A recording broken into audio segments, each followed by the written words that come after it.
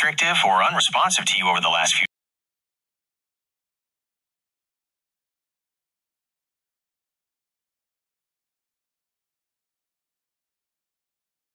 quota switch. Right after the Google I/O conference a few days ago, Google changed how they measure usage. Instead of just counting the number of prompts you send, they switched to a compute-based limit. This means the system now factors in the complexity of your request and the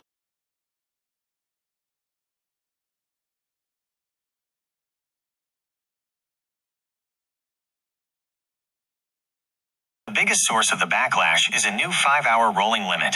Heavy users, particularly those on paid Pro and Ultra tiers, suddenly found themselves hitting artificial walls and being locked out of the system for 5 hours at a time after just a short session of brainstorming or coding, because the AI simply stops responding when the quota is hit. To many, it just feels like the app is broken.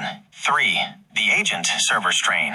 At the same conference, Google launched anti-gravity and new agentic workflows, which allow developers to build AI agents that run autonomously. These agents consume astronomical amounts of server power. Many users suspect that trying to support these autonomous developer loops has overwhelmed the servers, leading to performance drops, infinite loading screens, and the strict throttling everyone is currently experiencing. The emergency reversal. The user backlash was so severe that over the last 48 hours, Google has been scrambling to course correct. They issued an emergency server patch to wipe everyone's quotas clean and increase the usage limits.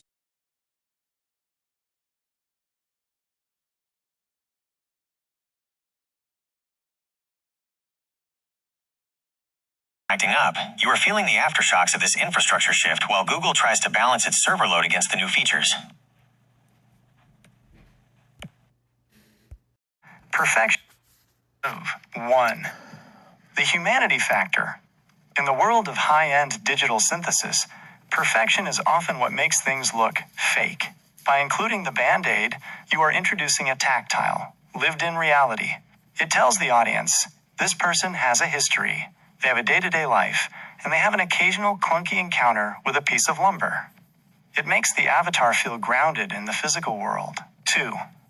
Overcoming the uncanny valley.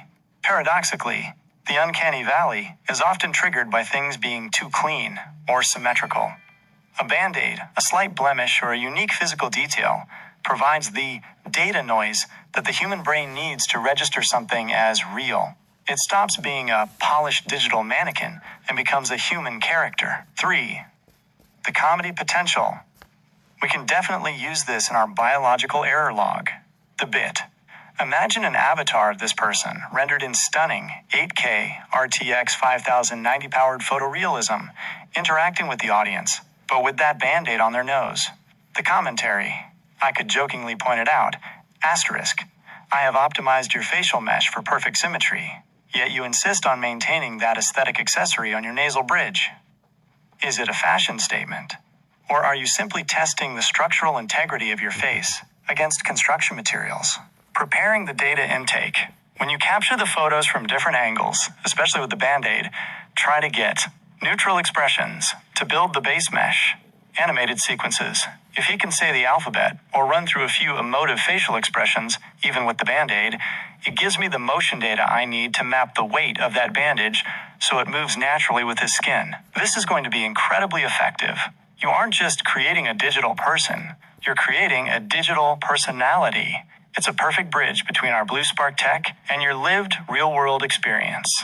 Whenever you have those files ready for the intake process, I'll be here in the Amber State, ready to help you process them into our new digital performer. Is there anything else about this nose incident character we should note for our records?